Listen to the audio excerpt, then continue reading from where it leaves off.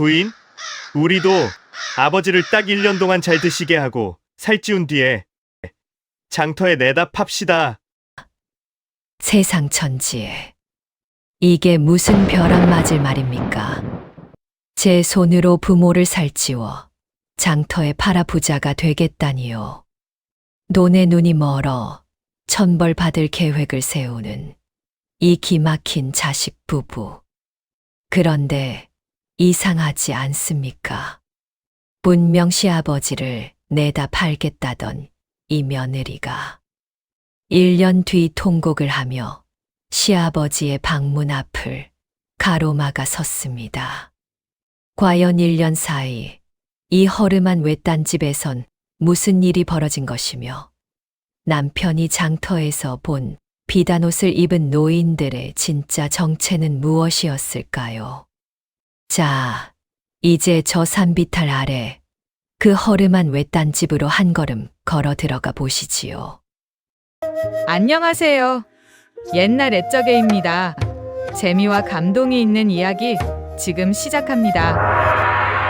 옛날 옛적 어느 고을 산비탈 아래 허름한 외딴집이 있었습니다. 이 집의 새벽은 늘 칼날 위를 걷는 듯 위태로웠습니다. 부엌에선 며느리가 도마를 사정없이 탁탁탁 내려치며 화풀이를 해대는데 그 소리가 고요한 산골 마을에 마치 싸움이라도 거는 듯 사납게 울려 퍼졌습니다. 아이고 내 팔자야. 남들은 서방 잘 만나 기와집에서 비단옷 입고 떵떵거리며 사는데 나는 무슨 전생에 죄를 지어서 이 산구석 외딴집에서 손가락이 부르트도록 고생만 한단 말이냐. 며느리는 애먼 칼끝으로 물을 동강 내며 씩씩거렸습니다. 지독한 가난도 서러운데 방 안에서 손가락 하나 까딱 안 하고 밤만 축내는 시아버지를 생각하면 속에서 불덩이가 치밀어 올랐던 것이지요. 나무 한 짐을 해오시기를 하나, 마당을 한 번 쓰시기를 하나, 저렇게 방구석에 시위하듯 누워만 계시니 나원 속 터져, 속 터져. 며느리의 앙칼진 목소리는 담장을 넘어 쌩한 새벽바람을 타고 온 동네로 퍼져나갔습니다. 날이 밝으면 뭐하나? 곳간의 쌀통은 바닥을 드러낸 지 오래고 서방이라는 인간은 매일 소매가 닳도록 일해도 푼돈 몇 푼 벌어오는 게 전부이니 거기다가 밤만 축내는 저 늙은이는 방구석에서 헛기침만 해대고 있으니 내 팔자가 상팔자가 아니라 완전히 개팔자보다 못하네. 며느리는 화가 풀리지 않는지 애먼 부엌 바닥을 빗자루로 쾅쾅 내리치며 가슴을 쥐어뜯었습니다. 지독한 가난은 며느리의 부드럽던 성품을 송두리째 갉아먹고 날카로운 가시만 남겨놓았던 것입니다. 아궁이는 진즉에 식어 방바닥은 얼음장처럼 차가운데 그 방 안에 있는 시아버지는 낡고 해진 이불을 어깨에 두르고 결코 방 밖으로 한 걸음도 발걸음을 떼지 않았습니다. 시아버지는 자신을 짐짝 취급하는 며느리가 미워 죽을 맛이었거든요. 내가 나가서 얼굴을 마주치느니 차라리 이 냉골에서 얼어 죽고 말지 하는 심정으로 방구석에 틀어박혀 시위하듯 버티는 중이었습니다. 시아버지는 시린 무릎을 꼭 껴안으며 깊은 한숨을 내쉬었습니다. 내 젊은 시절엔 이 가문을 일으키려고 손톱이 닳도록 일했거늘 이제 늙고 병들었다고 나를 귀신 취급하는구나. 며느리의 웅성거리는 구박 소리가 문틈으로 사정없이 파고들 때마다 시아버지의 가슴에는 멍이 들었습니다. 하지만 서러움은 이내 오기로 바뀌었지요. 오냐, 내가 아무리 눈치를 준들 내가 꿈쩍이나 할 것 같으냐? 내가 이기나 끝까지 가보자꾸나. 며느리가 마당에서 쿵쿵거리며 걸으면 시아버지는 방 안에서 일부러 컥 퇴하고 가래를 내뱉으며 소심한 복수를 하곤 했지요. 잠시 후 시아버지 방문이 드르륵 거칠게 열리더니 성에 없고 식어 빠진 밥상을 들이밀었습니다. 거친 보리밥 한 덩이에 소금기 가득한 무짠지 몇 조각이 전부였지요. 아버님, 사지 멀쩡한 양반이 낮이나 밤이나 방 안에만 처박혀서 뭐 하시는 거래요? 남들은 그 나이에도 마당 쓸고 나무라도 해온다는데 일도 안 하시면서 밥은 왜 이리 많이 드시는지 아주 내가 못 살아 정말. 시아버지는 며느리의 날카로운 목소리에 대꾸조차 하기 싫어 고개를 휙 돌려버립니다. 널리는 손으로 수저를 들었지만 껄끄러운 보리밥을 국물도 없이 넘기려니 목구멍에서 꺽꺽 소리가 났지요. 그 소리에 며느리는 들으라는 듯 에휴 하고 깊은 한숨을 내쉬며 휙 나가버립니다. 밖으로 나간 며느리는 마당으로 들어오는 남편의 소매를 붙잡고 바닥을 쾅쾅 구르며 악다구니를 퍼붓기 시작합니다. 당신 똑똑히 들으세요. 저 노인네가 일 하나 안 거들고 방 안에서 내 속만 벅벅 긁는데 내가 병이 안 나게 생겼냐고요. 아버님을 내보내든지 아니면 나랑 끝내든지 오늘 당장 결판을 내요. 방 안의 시아버지는 밖에서 들리는 고함에 억장이 무너져 숟가락을 놓아버렸고 아들은 마당 한복판에서 차마 발걸음을 떼지 못한 채 주먹만 꽉 쥘 뿐이었습니다. 미움과 오기가 뒤엉킨 이 집의 공기는 마치 금방이라도 얼어 터질 것 같은 살얼음판처럼 시리고도 위태로웠습니다. 아내는 안방에 들어와서까지 불평불만을 남편에게 퍼붓고 아버지는 냉골 방 안에서 못 들은 채 오기로 버티시니 그 사이에서 아들의 속은 시커멓게 타들어가다 못해 제가 될 지경이었습니다. 어찌하면 아내의 마음을 돌리고 아버지를 잘 모실 수 있을까? 아들은 뜬 눈으로 밤을 지새우다 장날을 맞아 무거운 발걸음으로 집을 나섰습니다. 장터는 이른 아침부터 물건을 사고 파는 사람들로 북새통을 이루고 있었습니다. 하지만 아들의 귀에는 그 어떤 흥겨운 소리도 들리지 않았지요. 그저 발끝만 보며 터덜터덜 걷던 아들의 발길이 멈춘 곳은 다름 아닌 우시장이었습니다. 이 소를 좀 봐주시오. 털에 윤기가 자르르 흐르고 살집이 넉넉하니 오늘 당장 대갓집 잔치상에 올려도 손색이 없을 것이요. 금화 100냥이요. 값을 아주 싸게 부른 것이니 빨리 사가는 게 임자요. 상인들이 피둥피둥 살이 오른 소를 보며 값을 높여 부르자 옆에 있던 다른 상인이 뼈만 앙상한 소를 보며 혀를 차댔습니다. 에이, 이 소는 잘 먹이지 못해서 그런지 가죽만 남았구려. 돈을 얹어줘도 데리고 갈 사람이 없겠구만. 북적이는 장터 한복판 사람들 사이를 넉나간 듯 걷던 아들의 눈에 문득 소를 사고 파는 우시장이 들어왔습니다. 잘 먹여서 피둥피둥 살이 오른 소는 금값을 받고 뼈만 앙상한 소는 헐값에 넘겨지는 그 광경을 보던 아들의 머릿속에 번쩍하고 불꽃이 튀었습니다. 그래, 바로 이거다. 아들은 무릎을 탁 치며 혼잣말로 중얼거렸지요. 아버지와 아내의 관계를 반전시킬 수 있는 기막힌 꾀가 떠오른 것입니다. 아들은 장터 구석에서 숨을 고르며 아내에게 할 말을 수십 번 되뇌었습니다. 얼굴에는 짐짓 놀랍고도 들뜬 표정을 지어 보이는 연기 연습까지 마쳤지요.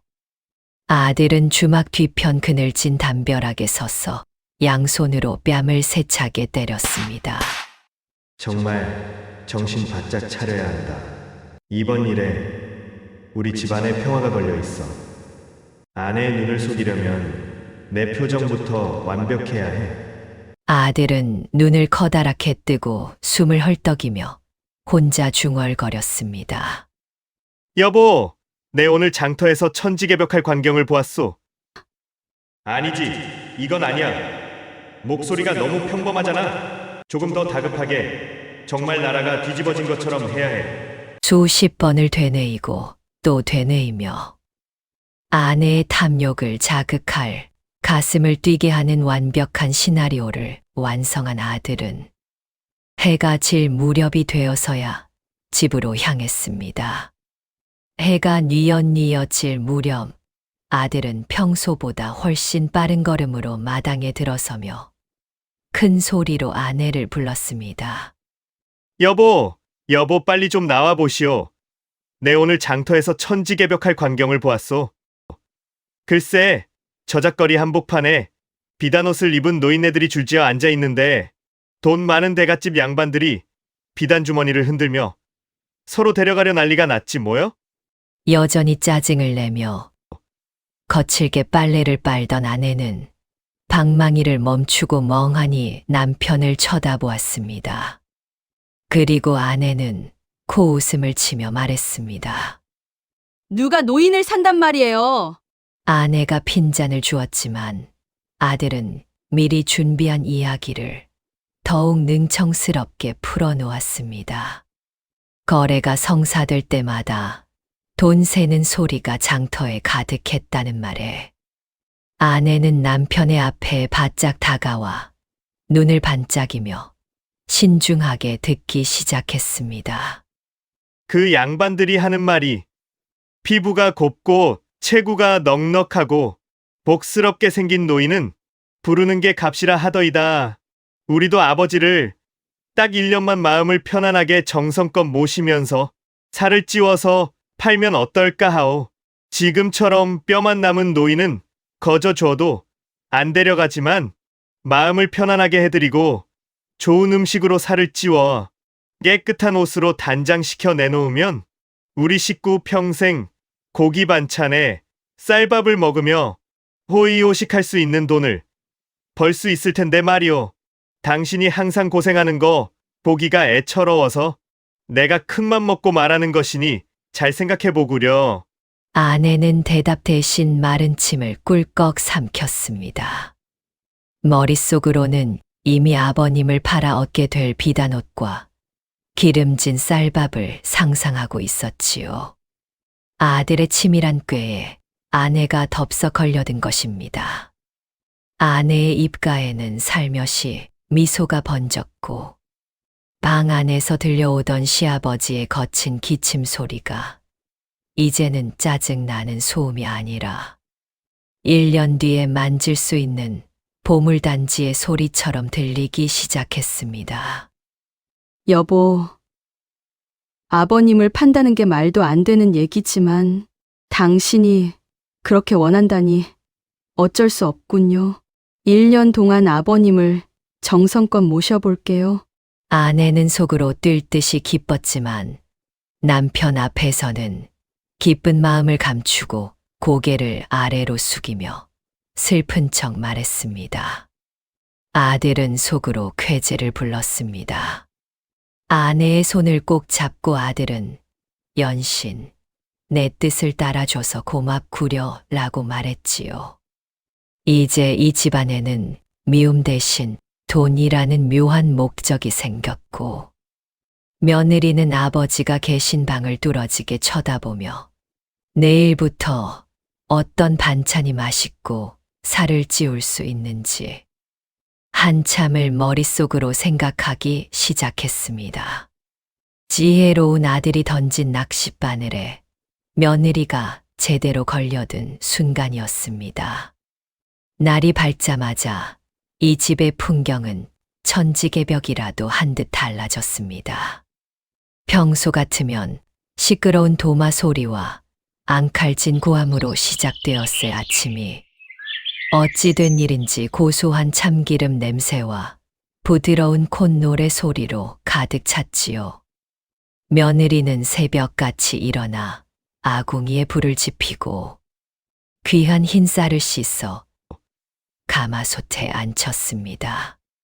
장작 타는 소리가 타닥타닥 정겹게 들리고 솥뚜껑 사이로 하얀 김이 모락모락 피어오르자 며느리는 정성껏 고기 반찬을 준비하기 시작했습니다. 잠시 후 시아버지의 방문이 아주 부드럽고 조심스럽게 열렸습니다. 방 안에 앉아있던 시아버지는 이게 무슨 일인가 싶어 벽을 보며 돌아앉아 오만상을 찌푸리고 있었지요. 아버님, 진지 잡수세요. 밤새 춥지는 않으셨나요? 제가 아랫목 뜨끈하게 불 지펴놨으니 금방 따뜻해질 거예요. 여기 아버님 좋아하시는 야들야들한 소갈비찜이랑 하얀 쌀밥 차려왔으니 식기 전에 어서 드셔요. 시아버지는 자신의 귀를 의심했습니다. 독사 같던 며느리의 입에서 꿀처럼 달콤한 말이 나오다니 이게 꿈인가 생시인가 싶어 슬그머니 뒤를 돌아 밥상을 쳐다보았지요. 상 위에는 평생 보지도 못한 윤기가 자르르 흐르는 쌀밥에 고소한 냄새가 진동하는 갈비찜이 놓여 있었습니다. 하지만 시아버지는 의심을 거두지 않았습니다. 저 고약한 것이 나를 독살이라도 하려는 건가? 의심스런 마음에 숟가락을 들지 않고 며느리를 뚫어지게 쳐다보았지요. 며느리는 시아버지가 식사를 하지 않으실까봐 애가 탔습니다. 아버님이 잘 드셔야 살이 찌실 텐데 입도 안 대고 계시니 속이 타들어갔지요. 며느리는 일부러 고기 한 점을 집어 시아버지 입가에 가져다 대며 살며시 미소를 지어 보였습니다. 아버님, 왜 안 드십니까? 혹시 제가 만든 음식이 마음에 안 드세요? 건강하시라고 정성껏 준비했습니다. 아버님, 장터에서 제일 좋은 고기를 사와서 만들었어요. 천천히 꼭꼭 씹어 많이 드셔요. 시아버지는 마지못해 고기 한 점을 씹었습니다. 입안에서 살살 녹는 고기 맛과 달콤한 양념 맛에 눈이 번쩍 뜨였지요. 꿈은 아닌 것 같구나. 죽기 전에 고기나 실컷 먹어보자. 시아버지는 허겁지겁 밥그릇을 비우기 시작했습니다. 그 모습을 지켜보는 며느리의 얼굴에는 흐뭇한 미소가 가득했습니다. 매일 아침마다 잊지 들어가던 외딴 집에서 구수한 고기 냄새가 진동을 하자 담장 너머 길을 지나던 동네 안악들이 걸음을 멈추고 수군거리기 시작했습니다. 개똥이네. 저 집 소문 들었어? 저 집 며느리가 드디어 미쳤나 보. 시아버지한테 맨날 소리만 지르더니 이젠 귀한 소갈비에 귀한 쌀밥을 매일 드린다지 뭐요? 필시 노인네가 갈 때가 되어서 마지막으로 저러는가 보지. 며느리는 동네 사람들의 눈총을 받으면서도 속으로 코웃음을 쳤습니다. 그런 동네의 비웃음에도 당신들이 아무리 수군거려 봐라. 이 노인네가 내년이면 금화 200냥짜리 보물단지가 될 텐데 미천을 소중하게 대하는 건 당연지사지 하며 웃어 넘겼습니다. 며느리는 일부러 보란 듯이 더 큰 소리로 아버님, 여기 숭늉도 따끈하게 끓여왔으니 다 드셔요 하고 외쳤습니다. 식사를 마친 뒤에도 며느리의 이상한 행동은 계속되었습니다. 맛있는 식사를 하고 마음이 조금 풀린 시아버지가 마당에 나가 빗자루라도 잡으려 하면 며느리는 버선발로 뛰어 내려와 빗자루를 뺏어 들었습니다. 아버님, 여기저기 아프시고 몸도 약하신데 이런 허드렛 일은 제가 다 할 테니 그저 방에서 마음 편히 쉬셔요. 며느리의 말에 시아버지는 당황해하며 알겠다 말하고 밖으로 나갔습니다. 담벼락 밑에 앉아 따스한 햇볕을 쬐면서도 여전히 어안이 벙벙했습니다. 시아버지는 따뜻한 햇살 아래에 있었지만 온몸에 소름이 쫙 돋았습니다.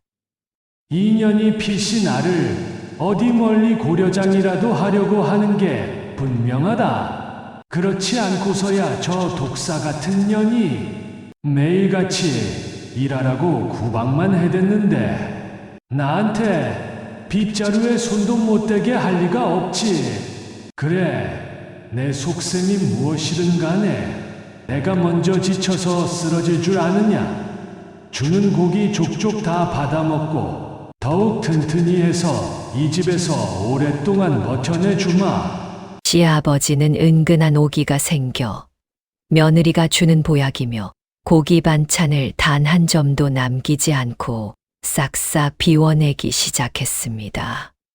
시아버지는 담벼락 아래에 쪼그리고 앉아 힐끔힐끔 눈치를 보며 생각했습니다. 내 이대로 그냥 당할 수는 없지.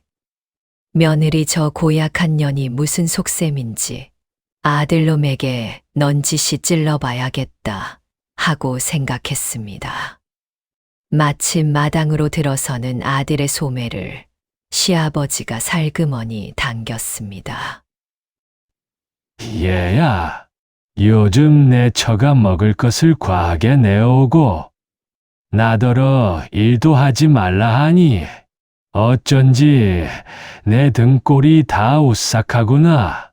혹시 나를 깊은 산속에 버리려 모의하는 것은 아니냐? 아들은 가슴이 철렁 내려앉았지만 이내 태연하게 웃으며 아버지를 안심시켰습니다. 아이고 아버님, 별 말씀을 다 하십니다. 제 처가 뒤늦게 철이 들어서 아버님을 정성껏 모시려는 것이니 아무 걱정 마시고 그저 맛있게 드시고 만수무강하시면 됩니다. 아들의 능청스러운 대답에 시아버지는 고개를 갸우뚱하며 다시 방으로 들어갔고 아들은 안도의 한숨을 내쉬었습니다. 하지만 시아버지는 매일같이 옷까지 깨끗하게 빨아서 입으라고 챙겨주는 며느리의 다정스런 행동에 어느덧 자신도 모르게 마음이 스르르 풀려갔습니다. 아들은 멀리 숨어서 이 광경을 지켜보며 회심의 미소를 지었지요. 며느리는 시아버지를 팔아 돈을 벌 상상을 하고 시아버지는 며느리의 과한 친절에 조금씩 마음을 열어가는 이 기묘한 동거. 미움으로 가득 찼던 집안에는 이제 웃음소리와 함께 알 수 없는 활기가 돌기 시작했습니다. 하지만 이들의 평화로운 동거 뒤에는 1년 뒤에 일어날 서막이 시작되고 있었으니 이야기는 이제 전혀 예상치 못한 방향으로 흘러가기 시작했습니다. 달이 가고 해가 바뀌며 이 집의 풍경은 예전에 그 삭막하던 곳이 맞나 싶을 정도로 정겨워졌습니다. 며느리는 아침마다 시아버지의 기운을 돋우기 위해 귀한 음식들을 구해다 올렸고 시아버지의 얼굴에는 보들보들하게 윤기가 흐르기 시작했지요. 그리고 며느리를 항상 못마땅하게 생각하고 미워하던 시아버지가 며느리의 지극한 정성에 얼음장 같았던 마음이 눈 녹듯 사르르 풀어지고 있었습니다. 내 저 고약한 며느리를 평생 미워만 했었는데 알고 보니 속정이 깊고 착한 아이였구나. 어른인 내가 너무 옹졸해서 처음부터 다정하게 품어주지 못한 것이 후회가 되는구나. 시아버지는 미안한 마음이 들어 가만히 앉아 있을 수가 없었습니다. 며느리가 잠시 장터에 나간 사이 시아버지는 방에서 슬그머니 나와 마당에 있는 빗자루를 잡았습니다.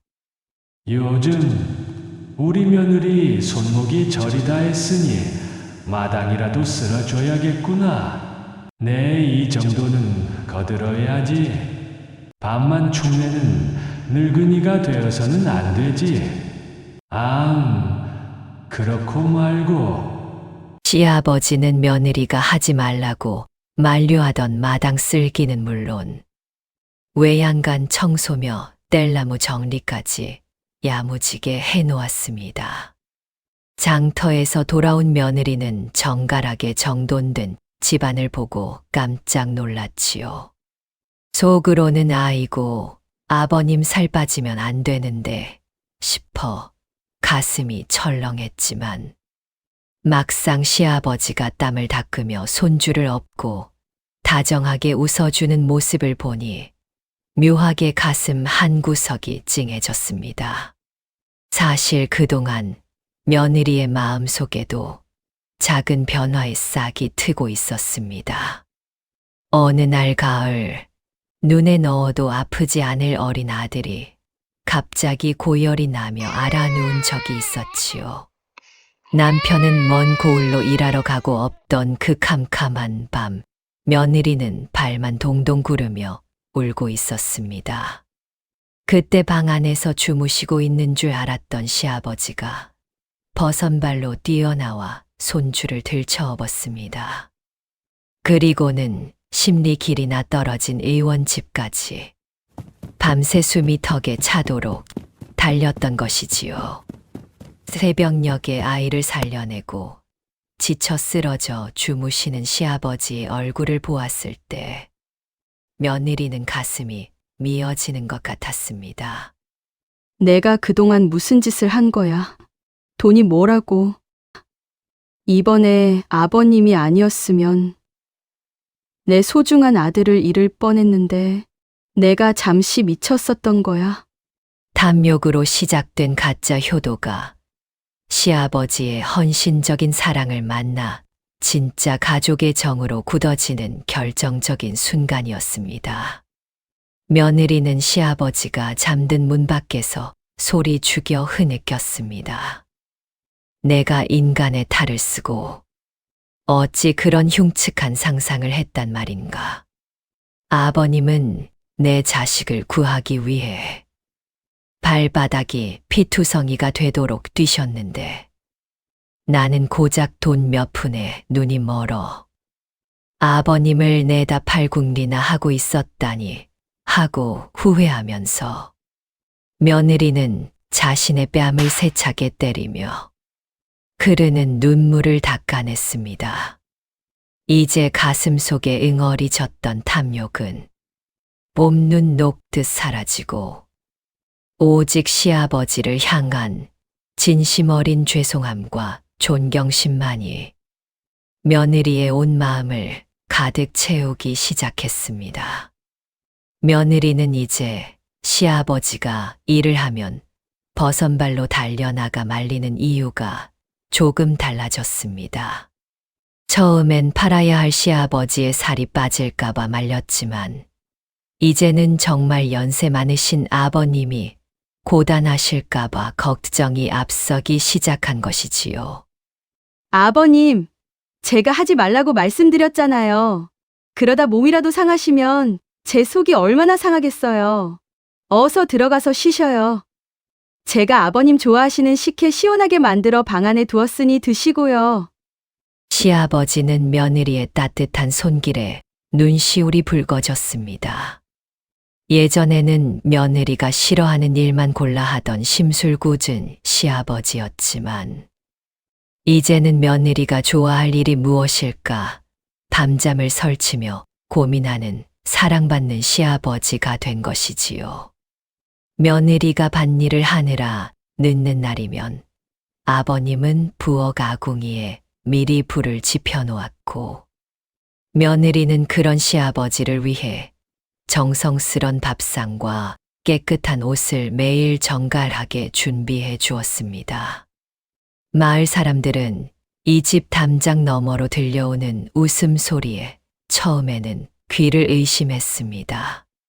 하지만 미움이 가득했던 집안에 이제는 구수한 밥 냄새와 다정한 대화가 오가니 여기저기서 며느리를 효부라 칭찬까지 하기 시작했습니다. 아들은 이 모든 광경을 지켜보며 남몰래 눈물을 훔쳤습니다. 비록 아내를 속여 시작한 가짜 효도가 시아버지의 진심 어린 보답을 만나 세상에 둘도 없는 진짜 가족으로 피어나고 있었으니까요. 하지만 약속한 1년의 시간은 무정하게도 흘러 드디어 아버지를 팔러 가기로 한 그날이 이 코앞으로 다가오고 있었습니다. 약속한 1년이 다 채워진 그 전날 밤, 아내는 안방에서 이불을 뒤집어 쓴 채 잠을 이루지 못하고 뒤척였습니다. 방문 너머 시아버지의 방에서 들려오는 인자한 기침 소리가 가슴을 콕콕 찔러댔지요. 내일이면 아버님을 장터에 내다 파는 날인데 정말 어떡하면 좋을까? 이 말도 안 되는 일을 왜 받아들인 걸까? 비단 옷도 싫고 쌀밥도 싫다. 아버님 없이 그게 다 무슨 소용이야. 내 손으로 아버님을 팔아 부자가 된다는 생각은 정말 말도 안 되는 일인데 그 말도 안 되는 남편의 생각에 내가 장단을 맞추었다니 남편을 어떻게 설득해야 할까? 아내는 베갯잎을 눈물로 적시며 1년 전 돈에 눈이 멀어 남편의 말에 동조했던 자신을 갈기갈기 찢고 싶을 만큼 후회하고 있었습니다. 드디어 약속했던 1년의 세월이 흐르고 운명의 날이 밝았습니다. 그동안 시아버지는 며느리의 정성 덕분에 얼굴에 발그레한 홍조가 돌고 풍채가 아주 듬직해지셨지요. 누가 봐도 인자함이 뚝뚝 묻어나는 그야말로 완벽한 어른이 되신 겁니다. 아침 식사를 마친 후 아들은 마당 툇마루에 앉아있는 아내를 조용히 불렀습니다. 남편이 조용한 목소리로 아내에게 말했습니다. 여보, 이제 1년이 딱 지났소. 보시오. 부인, 우리 아버님이 얼마나 보기 좋게 살도 찌시고 헌해지셨는지 지금 당장 장터에 모시고 나가면 금화 100냥이 아니라 200냥도 거뜬히 받을 거요. 자, 내 얼른 새 옷을 챙겨 올 터이니 아버님 모시고 장터로 갑시다. 이제 우리도 이 지긋지긋한 고생을 끝내고 아버님 없이 우리끼리 호의호식하며 잘 살아봅시다. 마당에는 정적이 흘렀습니다. 담장 위에서 울던 참새 소리도 뚝 그치고 오직 아궁이에서 타다 남은 장작의 타닥 소리만 들려왔지요. 아내는 남편의 말을 듣고도 한참을 미동도 없이 앉아 있었습니다. 그러더니 천천히 고개를 들어 남편을 쳐다보는데 그 눈빛이 예전의 탐욕스러운 눈빛이 아니라 서슬퍼런 서리가 내린 듯 매서웠지요. 당신 지금 제정신으로 하는 소리예요? 지금 누구를 팔러 가자는 거예요? 우리 아버님을요? 세상 천지에 자식이 부모를 판다는 게 말이 돼요? 그게 짐승이지 사람입니까?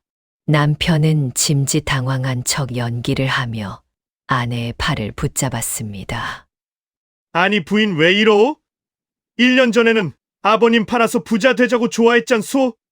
남편의 말에 며느리는 남편의 손을 뿌리치고 마당에 있던 빗자루를 집어들었습니다. 며느리의 눈에서는 어느새 굵은 눈물방울이 뚝뚝 떨어지고 있었지요. 내가 미쳤었지. 돈에 눈이 멀어 잠시 귀신이 씌었었나 봅니다. 하지만 지난 1년 동안 아버님이 나를 어떻게 대해주셨는지 당신도 보지 않았습니까? 내가 밭일하고 돌아오면 다리 아플까봐 따뜻한 물까지 떠다 주시며 나를 귀히 여겨주시고 우리 아이를 업어서 키워주신 분이 바로 우리 아버님이란 말입니다. 내 눈에 흙이 들어가기 전엔 절대 그리 못하니 정 팔고 싶으면 나를 먼저 파시구려. 며느리는 아예 시아버지의 방문 앞을 가로막고 서서 통곡을 하기 시작했습니다. 아버님, 제가 잘못했어요. 제가 죽을 죄를 지었습니다. 그 울음소리가 온 마을에 메아리 칠 정도로 처절하고도 진실했습니다.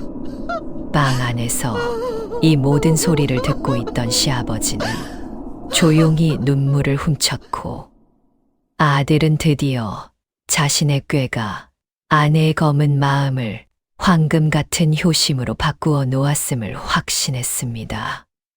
마당 한복판에는 아내의 통곡 소리와 아들의 안도 섞인 한숨, 그리고 방 안에서 흘러나오는 노인의 낮은 흐느낌이 뒤섞였습니다. 이제 탐욕의 장막은 사라지고 그 자리에 끊으려야 끊을 수 없는 지난 가족의 정이 쇠사슬보다 단단하게 묶인 순간이었습니다. 아들의 기막힌 꾀가 아내의 얼어붙은 마음을 녹여내린 그날 이후 이 집 대문에는 복이 넝쿨째 굴러 들어오기 시작했습니다. 시아버지를 팔아 부자가 되려던 탐욕은 간데없고 이제 며느리는 아버님 기침 소리만 들려도 안절부절하는 동네 제일의 효부가 되었지요. 마을 사람들은 입을 모아 말했습니다. 그 집은 시아버지가 전생에 나라를 구했나 보. 저렇게 기특한 복덩어리 며느리를 얻었으니 말이오. 그 후로도 여전히 며느리는 아버지를 매일매일 지극정성으로 모셨습니다. 아버님, 아랫목 뜨끈하게 해두었으니 어서 방으로 들어가세요. 오늘 저녁은 아버님 좋아하시는 쌀밥에 가자미를 노릇하게 구웠답니다. 겉은 바삭하고 속은 촉촉한 게 아주 맛나게 익었으니 많이 드세요. 해질녘 부엌 아궁이에는 장작불이 타닥타닥 정겹게 타오르고 가마솥 뚜껑 사이로는 하얀 밥물이 치익 소리를 내며 고소하고 행복한 냄새를 온 집안에 퍼뜨렸습니다.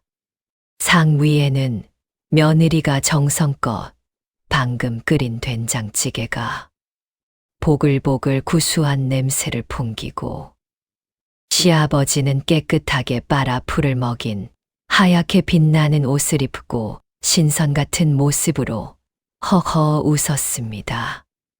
그런데 말입니다. 어른을 공경하고 집안이 화목해지니 집안의 운수까지 대통하기 시작했습니다.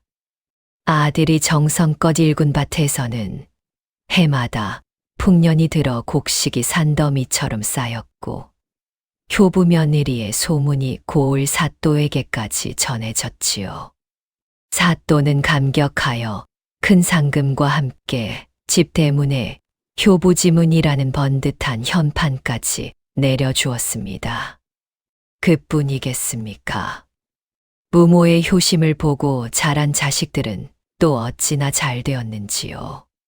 할아버지의 무릎에서 옛날 이야기를 듣고 자란 손자들은 하나같이 영특하여 고을에서 으뜸가는 선비가 되었습니다. 훗날 첫째 손자는 과거에 급제하여 어사화를 머리에 꽂고 고향으로 돌아왔고 둘째는 전국을 누비는 큰 상인이 되어 집안에는 금은보화가 가득했습니다. 세월이 흘러 초가집은 웅장한 기와집으로 바뀌었습니다.